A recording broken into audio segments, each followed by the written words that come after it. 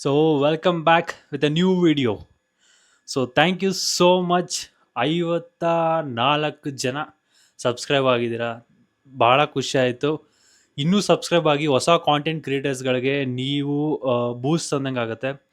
ಹೊಸಬ್ರು ಬರಬೇಕು ಅಂತ ನಿಮ್ಗೆ ಆಸಕ್ತಿ ಇದ್ದರೆ ಸಬ್ಸ್ಕ್ರೈಬ್ ಮಾಡಿ, ವಿತ್ ಬೆಲ್ ಐಕಾನ್ ಮಾಡಿ, ಮಿಸ್ ಮಾಡಬೇಡಿ. ಸೊ ನೀವುಗಳು ಸಪೋರ್ಟ್ ಮಾಡೋದ್ರಿಂದ ಮಾತ್ರ ಹೊಸಬ್ರು ಬರೋಕ್ಕೆ ಸಾಧ್ಯ.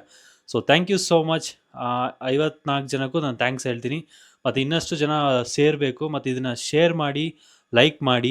ಸೊ ಅವಾಗ ಇನ್ನಷ್ಟು ಗ್ರೋ ಆಗಲಿಕ್ಕೆ ಸಾಧ್ಯ ಆಗುತ್ತೆ. ಮತ್ತು ಮಿಸ್ ಮಾಡಬೇಡಿ, ಚಾನಲ್ನ ಸಬ್ಸ್ಕ್ರೈಬ್ ಮಾಡ್ತಾ ಬೆಲ್ ಐಕಾನ್ ಜೊತೆಗೆ ಕ್ಲಿಕ್ ಮಾಡಿ. ಇವತ್ತಿನ ಟಾಪಿಕ್ ಬಗ್ಗೆ ಹೇಳಲೇಬೇಕು ನಾನು. ಏಳುಮಲೆ. ಏಳುಮಲೆ ಮದೇವ ಇಂತ ನೋಡು ಮದೇವ. ಏಳುಮಲೆ ಅಂತ ಮೂವಿ ಕೂಡ ರಿಲೀಸ್ ಆಗಿದೆ. ಇದು ರಾಣಾ ಮೂವಿ. ಇದು ಪ್ರೇಮ್ ಅವರ ಬಾಮೈದನ್ ಮೂವಿ. ರಕ್ಷಿತ್ ಅವರ ತಮ್ಮಂದು ಹೀರೋ. ಆ್ಯಕ್ಚುಲಿ ಮೂವಿನ ನಾನು ನನಗೆ ಅಷ್ಟು ಇಂಪ್ರೆಸ್ ಅನಿಸಿಲ್ಲ. ಏಳುಮಲೆ ಅಂತ ಹೇಳಿದ್ರೆ ಏನೋ ದೇವಸ್ಥಾನ ಸಂಬಂಧಪಟ್ಟಿದ್ದು ಏನೋ ಇರುತ್ತೆ ಅಂದ್ಕೊಂಡೆ. Actually movie one of the best movie actually ಈ ತಿಂಗಳಲ್ಲಿ. ತುಂಬ ಚೆನ್ನಾಗಿದೆ. ಕನ್ನಡ ಮೂವಿ ಒಂದರ ಮೇಲೆ ಒಂದು ಚೆನ್ನಾಗಿ ಬರ್ತಾ ಇರೋದು ನೋಡೋ ನಮ್ಗೆ ಹೆಮ್ಮೆ ಅನಿಸುತ್ತೆ. ಯಾಕಂದರೆ ಸೂಫ್ರಮ್ಸು ಆಗಿರ್ಬೋದು, ಮತ್ತು ನಿಮಗೆ ಉಗ್ರ ನರಸಿಂಹ ಆಗಿರ್ಬೋದು, ಮಹಾ ಉಗ್ರ ನರಸಿಂಹ ಆಗಿರ್ಬೋದು, ಮತ್ತು ಇವಾಗ ಏಳುಮಲೆ ಬಂದಿದೆ.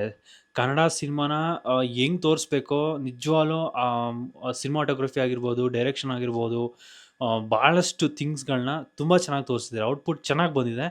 ನಿಜ ಹೇಳ್ತೀನಿ, ಪೈಸಾ ವಸೂಲ್ ಮೂವಿ. ನೀವೆಲ್ಲ ಈ ಮೂವಿನ ಖಂಡಿತ ಥಿಯೇಟ್ರಿಗೆ ಹೋಗಿ ನೋಡಿ.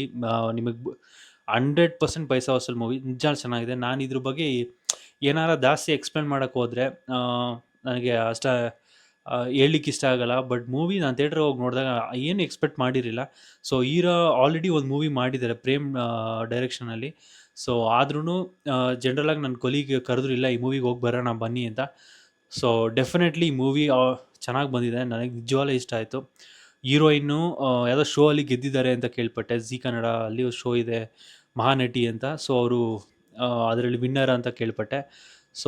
ಆ ಹೀರೋಯಿನ್ ಕೂಡ ಚೆನ್ನಾಗಿ ಮಾಡಿದ್ದಾರೆ. ಯಾವ ಪಾತ್ರ ಹೇಗೆ ಜನ ಇಂಪ್ಯಾಕ್ಟ್ ಆಗಿದೆ ಅಂದರೆ ತುಂಬ ಚೆನ್ನಾಗಾಗಿದೆ. ಎಲ್ಲ ಪಾತ್ರಗಳು ಚೆನ್ನಾಗಿ ನಿಭಾಯಿಸಿದ್ದಾರೆ.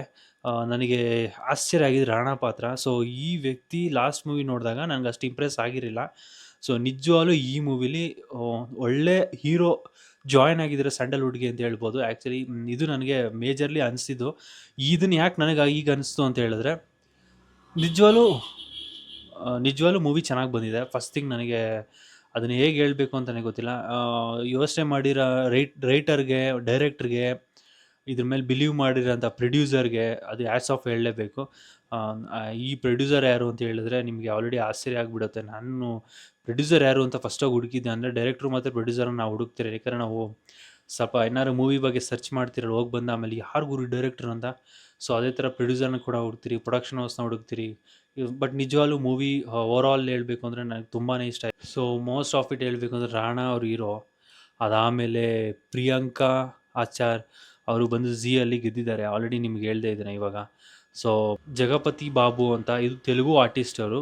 ಅವರು ಮೂವಿ ಔಟ್ಪುಟ್ ಬರಲಿಕ್ಕೆ ಈ ವ್ಯಕ್ತಿದು ಪಾತ್ರ ತುಂಬ ಸ್ಟ್ರಾಂಗ್ ಆಗಿದೆ. ಕಿಶೋರ್ ಕುಮಾರ್ ಬಗ್ಗೆ ನಿಮ್ಗೆ ಆಲ್ರೆಡಿ ಗೊತ್ತಿದೆ. ಕಿಶೋರ್ ಕುಮಾರ್ ನಮ್ಮ ಹೆಮ್ಮೆಯ ನಟ ಕನ್ನಡದಲ್ಲಿ. ಒಳ್ಳೊಳ್ಳೆ ಪಾತ್ರಗಳನ್ನ ಚಾಯ್ಸ್ ಮಾಡ್ತಾರೆ ಎವ್ರಿ ಟೈಮು. ಇವಾಗಲೂ ಕೂಡ ಈ ಪಾತ್ರ ಅವ್ರಿಗೆ ಚೆನ್ನಾಗಿ ಸೂಟೇಬಲ್ ಆಗಿ ಕೊಟ್ಟಿದ್ದಾರೆ. TS ನಾಗಾಭರಣ ಅವರು ಕೂಡ ಇಲ್ಲಿ ಪಾತ್ರ ನಿಭಾಯಿಸಿದ್ದಾರೆ.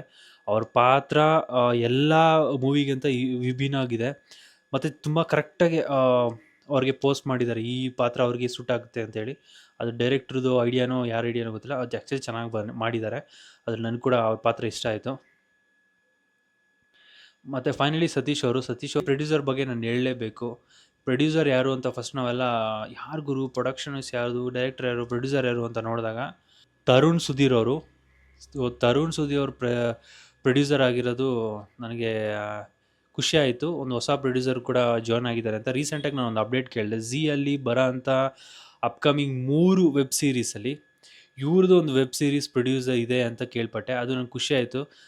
ಬರೀ ಡೈರೆಕ್ಷನ್ ಒಂದೇ ಅಲ್ಲ, ಅವ್ರ ಬಿಸ್ನೆಸ್ಗೂ ಚೆನ್ನಾಗಿ ಪ್ಲ್ಯಾನ್ ಮಾಡಿದ್ದಾರೆ. It's good actually. ಪಾಸಿಟಿವ್ಲಿ ಎಲ್ಲಿಂದ ನಾವು ಗಳಿಸ್ತಿರೋ ಕೊನೆಗೆ ಅಲ್ಲಿಂದನೇ ಅದು ವಾಪಸ್ ನಾವು ಅಲ್ಲಿಗೆ ಹಾಕಬೇಕು ಅಂತ ಹೇಳ್ತಾರೆ. ಇದು ಟ್ರೂಲಿ ನಿಜ ನನ್ನ ಪ್ರಕಾರ. ಮತ್ತು 2 ಅವರ್ಸ್ 13 ಮಿನಿಟ್ಸ್ ಏನಿದೆ ಕಂಪ್ಲೀಟಾಗಿ ಎಂಗೇಜ್ ಮಾಡುತ್ತೆ ಈ ಮೂವಿ. ನೀವು ಥಿಯೇಟ್ರಲ್ಲಿ ಹೋದಾಗ ನಿಮ್ಮನ್ನ ಎಲ್ಲೂ ಡಿಸಪಾಯಿಂಟ್ ಮಾಡಲ್ಲ. 2 ಅವರ್ಸ್ 13 ಮಿನಿಟ್ಸ್ ಅಷ್ಟೇ ಎಂಗೇಜ್ ಮಾಡುತ್ತೆ. ಮತ್ತು ರೊಮ್ಯಾನ್ಸ್ ಆಗಿರ್ಬೋದು, ಥ್ರಿಲ್ಲರ್ ಆಗಿರ್ಬೋದು, ಮತ್ತು ಫೈಟಿಂಗ್ ಆಗಿರ್ಬೋದು. ನನಗೆ ಒಂದು ಮೂವಿ ಕನ್ನಡದಲ್ಲಿ ಇಷ್ಟು ಚೆನ್ನಾಗಿ ಡೈರೆಕ್ಟ್ ಮಾಡಿರೋದು ಭಾಳ ಖುಷಿ ಆಗ್ತಿದೆ. ಆ್ಯಕ್ಚುಲಿ ಹೆಂಗಿದೆ ಅಂದರೆ, ಸೂ ಫ್ರಮ್ ಸೋ ಬಂದಾದಮೇಲೆ ಒಂದಾದಮೇಲೆ ಒಂದು ಸಿನಿಮಾಗಳು ಚೆನ್ನಾಗಿ ಬರೋಕ್ಕೆ ಶುರುವಾಗಿದೆ ಮತ್ತು ಹೊಸಬ್ರು ಬರೋಕ್ಕೆ ಕಾನ್ಫಿಡೆಂಟ್ ಆಗಿದೆ. ರೀಸೆಂಟಾಗಿ ಕಿಚ್ಚ ಸುದೀಪ್ ಅವರು ಹೇಳ್ತಾರೆ ಅವ್ರ ಬರ್ಡೇ ದಿವಸ, ಸುಮಾರು ಜನ ನಮಗೆ ಟ್ರೇಲರ್ ತೋರ್ಸಕ್ಕೆ ಬರ್ತಾರೆ, ಸರ್ ನಮಗೆ ಇವಾಗ ಧೈರ್ಯ ಬಂದಿದೆ ಮೂವಿ ಮಾಡೋಕ್ಕೆ ಅಥವಾ ಮೂವಿ ರಿಲೀಸ್ ಮಾಡೋಕ್ಕೆ ಸೂ ಫ್ರಮ್ ಸೋ ಇಂದ. ಅದು ಜನ ಆಡಿಯನ್ಸ್ ಇದ್ದಾರೆ ನಮ್ಮ ಕನ್ನಡದವರು, ನಮ್ಗೆ ಆಡಿಯನ್ಸೇ ಇಲ್ಲ ಅಂತ ಹೇಳ್ತಾ ಅದು ಅಪ್ಪಟ ಸುಳ್ಳು. ಸೊ ಕೆ ಜಿ ಎಫ್ ಅದು ಪ್ರೂವ್ ಆಗಿದೆ. ಸೊ ಕೆ ಜಿ ಎಫ್ ಏನೋದು ಬಿಗ್ಗೆಸ್ಟ್ ಸೂಪರ್ ಸ್ಟಾರ್ ಅವ್ರದ್ದಿತ್ತು, ಸೊ ನಡೀತು. ಸೊ ಕಾಂತಾರ ಕೂಡ ನಿಜ. ಸೊ ಬಟ್ ಆದರೆ ಸೂ ಫ್ರಮ್ ಸೋ ಎಲ್ಲರೂ ಸೂಪರ್ ಸ್ಟಾರ್ ಆಗಿರಲಿಲ್ಲ. ಸೊ ಎಲ್ಲರೂ ಓವರ್ ಆಲ್ ನೈಟ್ ರೆಕಗ್ನೈಸ್ ಆಗಿದೆ ಸೂ ಫ್ರಮ್ ಸೋ ಇಂದ. ಸೊ ಇದರಲ್ಲಿ ಹೆಚ್ಚು ಕಾನ್ಫಿಡೆಂಟ್ ಡೆಫಿನೆಟಾಗಿ ಬರುತ್ತೆ ನಮಗೆ. ಕೆ ಜಿ ಎಫ್ ಮೂವಿ ಬಂತು ರಾಕಿಂಗ್ ಸ್ಟಾರ್ ಯಶ್ ಅವ್ರಿಗಿಂತ, ಅದು ಆಬ್ವಿಯಸ್ಲಿ ಏನಂತ ಸ್ಟಾರ್ ಕ್ಯಾಸ್ಟಿಂದನೇ ನಮಗೆ ಅನಿಸುತ್ತೆ ಈ ಮೂವಿ ಹೋಗಿ ನೋಡಬೇಕು ಅಂತ. ಬಟ್ ಸೂ ಫ್ರಮ್ ಸೋ ಹಂಗಿಲ್ವಲ್ಲ. ಸೊ ಈ ಥರ ಸಿನಿಮಾ ಬಂದಾಗ ನಮಗೆ ಹೆಚ್ಚು ಮೋಟಿವೇಟ್ ಆಗುತ್ತೆ. ನನಗೆ ಸೂ ಫ್ರಮ್ ಸೋ ನೋಡಿದಾಗ ಇದು ಯಾವುದೋ ಮಲಯಾಳ ಮೂವಿ ಥರ ಇದೆಯಲ್ಲ ಟ್ರೇಲರು ಅಂತ ಅಂದ್ಕೊಂಡೆ. ಅದು ರಾಜ್ ವಿ ಶೆಟ್ಟಿಯವರ ಪ್ರೊಡ್ಯೂಸರ್ ಇರ್ತಾರೆ ಅಂತ ಹೇಳಿ ಖುಷಿ ಆಯಿತು. ಮತ್ತು ಓವರ್ ಆಲ್ ಥಿಂಗ್ ನನಗೆ ಅದೇ ಥರನೇ ಇವಾಗ ಏಳುಮಲೆ ಕೂಡ ಅಷ್ಟೇ. ತರುಣ್ ಸುಧೀರ್ ಅವ್ರು ಇದ್ದಾರೆ ಅಂತ ಹೇಳಿದ್ರೆ ಸ್ಟೋರಿಯಲ್ಲಿ ಅವರು ಕಾಂಪ್ರಮೈಸ್ ಆಗಲ್ಲ. ಯಾಕಂದ್ರೆ ಅವ್ರು ತೆಗ್ದಿರೋ ಎಲ್ಲ ಮೂವಿ ಡೈರೆಕ್ಷನಲ್ಲೂ ಮೂವಿ ಬೋರ್ ಆಗಲ್ಲ. ನಾನು ಅವ್ರ ಬಗ್ಗೆ ಇದು ಹೇಳ್ಬೇಕು ಅಂತ ಹೇಳ್ತಲ್ಲ, ರಿಯಲಿ ಟ್ರೂ ಆಗಿ ಹೇಳ್ತೀನಿ. ನಮ್ಮ ಕನ್ನಡದಲ್ಲಿ ಒಂದಷ್ಟು ಡೈರೆಕ್ಟರ್ಗಳಲ್ಲಿ ಇವತ್ತು ತರುಣ್ ಸುಧೀರ್ ಅವರು ತುಂಬ ಸ್ಟೇಟಸ್ ಉಳಿಸ್ಕೊಂಡಿದ್ದಾರೆ. ಅಂದರೆ ಅದು ಜನನ ಎಂಗೇಜ್ ಮಾಡ್ಕೊಳ್ಳೋಷ್ಟು ಆ ವ್ಯಕ್ತಿ ಕೆಪಾಸಿಟಿ ಇದೆ. ಸೊ ಅದೇ ರೀತಿಯಲ್ಲಿ ಸ್ಟೋರಿ ಅವರೇ ಪ್ರೊಡ್ಯೂಸರ್ ಆದ ತಕ್ಷಣ ಗೊತ್ತಾಯ್ತು ನನಗೆ, ಇದು ಕಂಪ್ಲೀಟಾಗಿ ಅವ್ರ ಸ್ಟೋರಿ ಕೂತಿ ನರೇಟ್ ಮಾಡಿಕೊಂಡು ಡಿಸ್ಕಷನ್ ಚೆನ್ನಾಗಿ ಮಾಡಿರ್ತಾರೆ. ಯಾಕಂದ್ರೆ ಈಸಿಯಾಗಿ ಅವರ ಮೂವಿನ ಬಿಟ್ಕೊಡಲ್ಲ. ಯಾಕಂದ್ರೆ ಅವ್ರ ಮೂವಿ ಡೈರೆಕ್ಷನ್ ನಾನೆಲ್ಲ ನೋಡಿದ್ದೀನಿ, ಎಲ್ಲನೂ ಥಿಯೇಟ್ರಲ್ಲಿ ನೋಡಿದ್ದೀನಿ. ಸೊ ನನಗೆ ಆಶ್ಚರ್ಯ ಆಯಿತು ಅವ್ರ ಪ್ರೊಡ್ಯೂಸರ್ ಅಂತ ಅನಿಸಿದ್ದು. ಯಾಕಂದರೆ ಅವರು ಈಸಿಯಾಗಿ ಮೂವಿಗಳನ್ನ ಅಂದರೆ ಔಟ್ಪುಟ್ ಬರೋವರೆಗೂ ಬಿಡೋದಿಲ್ಲ. ಅದು ನನಗೆ ಅನಿಸಿದೆ. ಏನಕ್ಕೆ ಅಂದರೆ ಅವ್ರ ಡೈರೆಕ್ಷನ್ ಆಗಿರುತ್ತೆ. ಮತ್ತು ಎಮೋಷನ್ ಆಗಿರ್ಬೋದು, ಥ್ರಿಲ್ಲರ್ ಆಗಿರ್ಬೋದು, ರೊಮ್ಯಾನ್ಸ್ ಆಗಿರ್ಬೋದು. ಹೀರೋಯಿನ್ ಹೊಸಬ್ರು ಅಂತ ಅನಿಸಿಲ್ಲ. ಬಟ್ ನಿಜವಾಗ್ಲೂ ಹೊಸ ಫೇಸ್ಗಳಿಗೆ ನೋಡಿದಾಗ ನಮಗೆ ಚೆಂದ ಉಂಟು ಆ್ಯಕ್ಚುಲಿ. ಹೀರೋಯಿನ್ ಕೂಡ ಮೇ ಬಿ ಒಳ್ಳೆ ಭವಿಷ್ಯ ಇದೆ ಅಂತ ನಾನು ಹೇಳೋಕ್ಕೆ ಇಷ್ಟಪಡ್ತೀನಿ. ಈ ಮೂವಿ ಆ್ಯಕ್ಷನ್ ನೋಡಿದ ರಾಣಾ ಮಾತ್ರ ಏನಂತಾರೆ, ಲೈಕ್ ಫಸ್ಟ್ ಮೂವಿ ನನಗೆ ಅಷ್ಟು ಇಂಪ್ರೆಸ್ ಆಗಿಲ್ಲ. ಬಟ್ ಸೆಕೆಂಡ್ ಮೂವಿ ಆನೆಸ್ಟಾಗಿ ಹೇಳ್ತೀನಿ, ನಿಜ ಲೋಕಲ್ ಮಾಸ್ ಆ್ಯಕ್ಚುಲಿ ಮಸ್ತಾಗಿ ಮಾಡಿದ್ದಾರೆ. ನೀವು ಥಿಯೇಟ್ರಲ್ಲಿ ನೋಡಿ ಅವ್ರ ಆ್ಯಕ್ಟಿಂಗ್ ನಿಜ ನಾನು ಎಕ್ಸ್ಪೆಕ್ಟೇ ಮಾಡಿರಲಿಲ್ಲ. ನಿಜವಾಗ್ಲೂ ಅದ್ಭುತವಾಗಿ ಮಾಡಿದ್ದಾರೆ. ಸೊ ರಾಣಾ ಬಗ್ಗೆ ಏನೂ ಹೇಳೋಂಗಿಲ್ಲ, ನೀವೆಲ್ಲ ಥಿಯೇಟ್ರಲ್ಲಿ ಹೋಗಿ ನೋಡಬೇಕು. ಎಕ್ಸ್ಟ್ರಾ ಏನು ಆ್ಯಕ್ಟಿವಿಟೀಸ್ ನಾನು ಹೇಳಿದ್ರು ವಿಡಿಯೋದಲ್ಲಿ ನಿಮಗೆ ಔಟ್ಪುಟ್ ಮಜಾ ಇರಲ್ಲ ಥಿಯೇಟ್ರ್ಗಳಲ್ಲಿ. ಬಿಗ್ ಸ್ಕ್ರೀನಲ್ಲಿ ನೀವು ನೋಡಿ, ಸೊ ದಯವಿಟ್ಟು ಸ್ಮಾಲ್ ಸ್ಕ್ರೀನಲ್ಲಿ ವೆಯ್ಟ್ ಮಾಡಬೇಡಿ. ಪ್ರೊಡ್ಯೂಸರ್ಗೆ ಸಿನಿಮಾ ಥಿಯೇಟ್ರ್ಗಳು ಹೋಗಿ ನೋಡಿದಾಗ ಮತ್ತು ಹೊಸ ಪ್ರೊಡ್ಯೂಸರ್ಗಳಿಗೆ ಇನ್ನಷ್ಟು ಹುಮ್ಮಸ್ಸಾಗುತ್ತೆ ಹೊಸ ಕತೆಗಳು ತರಲಿಕ್ಕೆ. ಇಲ್ಲ ಅಂತ ಹೇಳಿದ್ರೆ ಅದು ಮಾಡಲಿಕ್ಕಾಗಲ್ಲ. ಸೊ ದಯವಿಟ್ಟು ಸಿನಿಮಾ ಮಂದಿರ ಒಳ್ಳೆ ಸಿನಿಮಾ ಥಿಯೇಟ್ರಿಗೆ ಹೋಗಿ ನೋಡೋದ್ರಲ್ಲಿ ತಪ್ಪೇನಿಲ್ಲ. ಸೊ ನಾನು 100% ರೆಕಮೆಂಡ್ ಮಾಡ್ತೀನಿ ಈ ಮೂವಿನ ಥಿಯೇಟ್ರಿಗೆ ಹೋಗಿ ನೋಡಿ. ಇದನ್ನು 2-3 ಜನ ಸ್ಟೋರೀಸ್ಗೆ ಹಾಕ್ಕೊಂಡಿದ್ರು movie one of the best movie ಅಂತ.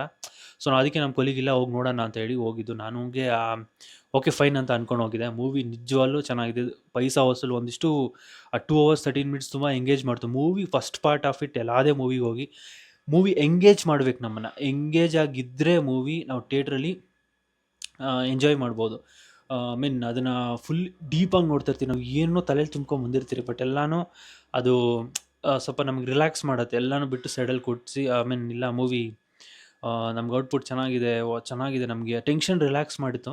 ಸೊ ಆ ಥರ ಮೂವಿಗಳು ತುಂಬ ಕಡಿಮೆ. ನಾನು ಹೇಳ್ದಾಗ ನಾನು ಸುಮಾರು ಮೂವಿ ನೋಡಿದ್ದೀನಿ, ಬಟ್ ಆ ಥರ ಮಾಡೋದು ತುಂಬ ಕಡಿಮೆ. ಬಟ್ ಈ ಮೂವಿ ಸೂ ಫ್ರಮ್ ಸೋ ಆಗಿರ್ಬೋದು, ಇವತ್ತು ಇವಾಗ ಬಂದಿರೋ ಮೂವಿ ಏಳುಮಲೆ ಆಗಿರ್ಬೋದು, ತುಂಬ ಚೆನ್ನಾಗಿ ಬಂದಿದೆ. ಜನದ ರೆಸ್ಪಾನ್ಸ್ ತುಂಬ ಚೆನ್ನಾಗಿದೆ.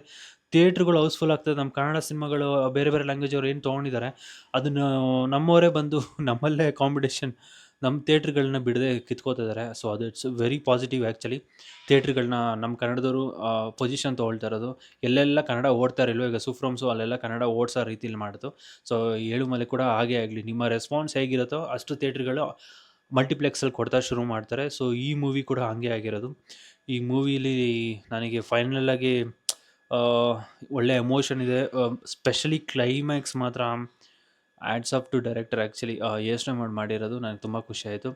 ಸೊ ನೀವು ಏನೋದು ಹೇಳಕ್ಕೆ ಅಷ್ಟು ನೀಟಾಗಿ ಹೇಳಲಿಕ್ಕೆ ನಾನು ಹೋಗಲ್ಲ. ಏನಕ್ಕೆ ಅಂದರೆ ಥಿಯೇಟ್ರ್ಗಳಲ್ಲಿ ಮಜಾ ಸಿಗಲ್ಲ. ಸೊ ನಾವು ಸ್ಟೋರಿ ಹೇಳ್ದಾದ್ಮೇಲೆ ಅಯ್ಯೋ ಅದನ್ನು ಕೇಳಿದ್ದೆ ನಾನು ಯೂಟ್ಯೂಬಲ್ಲಿ ಇವ್ರು ಹೇಳಿದ್ರು ಈ ಸ್ಟೋರಿನ ಅಂತ ಬರ್ಬೋದು. ಸೊ ದಯವಿಟ್ಟು ಸಿನಿಮಾ ಮಂದಿರಕ್ಕೆ ಹೋಗಿ ಸಿನಿಮಾ ನೋಡಿ, ಕನ್ನಡ ಸಿನಿಮಾ ಉಳಿಸಿ ಬೆಳೆಸಿ ಅಂತ ನಿಮ್ಮನ್ನ ಕೇಳ್ಕೋತಾ, ಸೊ ನನಗೆ ಕೂಡ ಸಪೋರ್ಟ್ ಮಾಡಿದ್ದಕ್ಕೆ ಧನ್ಯವಾದಗಳು ಹೇಳ್ತೀನಿ. So thank you so much from bottom the heart. ನೀವು ಇಷ್ಟು ಜನ ಸಪೋರ್ಟ್ ಮಾಡಿದ್ದಕ್ಕೆ. ಇಲ್ಲಿ ಮೋಸ್ಟ್ ಆಫ್ ಇಟ್ ನನಗೆ ಗೊತ್ತಿರೋ ಥರ ಲೈಕ್ 54 ಮೆಂಬರ್ಸ್ ಸಬ್ಸ್ಕ್ರೈಬ್ ಆಗಿದ್ದೀರಾ. Thank you so much. ನನ್ನ ಫ್ಯಾಮಿಲಿಗೆ 54 ಜನ ಸಬ್ಸ್ಕ್ರೈಬ್ ಆಗಿರೋದು ನನಗೆ ಭಾಳ ಖುಷಿ ಇದೆ. ಸೊ ಇನ್ನಷ್ಟು ಜನ ವಿತ್ ಬೆಲ್ ಐಕಾನ್ ಆಗಿ ಸಪೋರ್ಟ್ ಮಾಡಿ, ಹೊಸ ಕಾಂಟೆಂಟ್ ಕ್ರಿಯೇಟರ್ಸ್ಗಳಿಗೆ, ಹೊಸ ಕ್ರಿಯೇಟರ್ಸ್ಗಳಿಗೆ ವೆಲ್ಕಮ್ ಮಾಡಿ. ಎಷ್ಟು ದಿನ ಎಲ್ಲರನ್ನೂ ಹೇಗೆ ಸಪೋರ್ಟ್ ಮಾಡಿದ್ರು ಹಾಗೆ ನನ್ನನ್ನು ಕೂಡ ಮಾಡಿ ಅಂತ ಹೇಳ್ತಾ ಥ್ಯಾಂಕ್ ಯು ಸೋ ಮಚ್. ಮತ್ತೊಂದು ವಿಡಿಯೋ ಸಿಗ್ತೀನಿ. ಬಾಯ್.